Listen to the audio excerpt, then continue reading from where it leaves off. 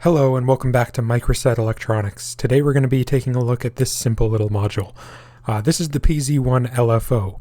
LFO stands for low frequency oscillator. This basically just means it creates a waveform that is typically at the bottom of or below the audio frequency spectrum. This is another one of my modules in the PZ-1 lineup. I designed 4 other modules so far for this line that are all intended to add a bit more functionality to the main PZ-1 oscillator module. The oscillator module does have an internal LFO, but adding this module provides 3 different waveforms as well as a CV controllable rate knob. This module is pretty straightforward, and there are a lot of common LFO circuits, such as those based on relaxation oscillators, which would have been just fine for a module like this, but in keeping with the digital logic theme of the main oscillator, I decided to make this one centered around discrete logic as well.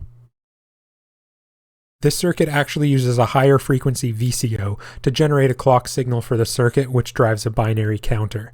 The output of this counter is then converted into the 3 output waveforms using some basic analog circuits. The rate knob, CV, and toggle switch on the front all affect the clock frequency generated by this VCO. Anyways, let's go ahead and plug this in and take a look at the outputs. Now if we take a look on the oscilloscope here, we can see the triangle, the square, and the sawtooth output. Each output is independent, so all 3 can be used simultaneously, and any rate changes affect all 3 outputs at the same time. In the fast position of the toggle switch, we can see that the rates start at about 3.7 Hz. And if we increase the rate, we can see that they can go all the way up to about 70 Hz. And this is well into the audio range, the low end of the audio range, but the audio range nonetheless.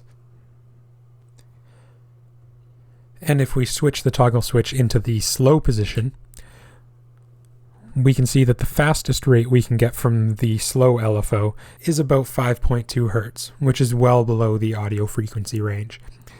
And if we turn the rate down, the slowest rate we can get is actually too slow for my oscilloscope to show us, but if we do the math, it's about 0.4 Hz. Anyways, that's all for now. Stay tuned for more updates. Like and subscribe if you enjoyed this video, and I'll see you next time.